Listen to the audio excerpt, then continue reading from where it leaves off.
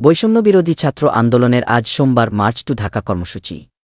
সারা দেশের ছাত্রজনতাকে এজন্য ঢাকায় আসার আহ্বান জানিয়েছে তারা। রোববার এক বিবৃতিতে তারা এই তথ্য জানিয়েছে। শুরুতে মঙ্গলবার এই কর্মসূচি পালনের ঘোষণা দিলেও পরে সমন্বয়কদের একজন আসিফ মাহমুদ জানিয়েছেন, পরিস্থিতি পর্যালোচনায় জরুরি সিদ্ধান্তে তারা কর্মসূচিটি ৬ আগস্টের পরিবর্তে ৫ আগস্ট নিয়ে এসেছেন। বিবৃতিতে আসিফ মাহমুদ বলেন, বিশেষ করে আশেপাশের জেলাগুলো থেকে সর্বোচ্চ উপস্থিতি নিয়ে সবাই ঢাকায় আসবেন এবং যারা পারবেন আজই ঢাকার উদ্দেশ্যে রওনা হয়ে যান। ঢাকায় এসে মুক্তিকামী ছাত্র জনতা রাজপথগুলোতে অবস্থান নিন।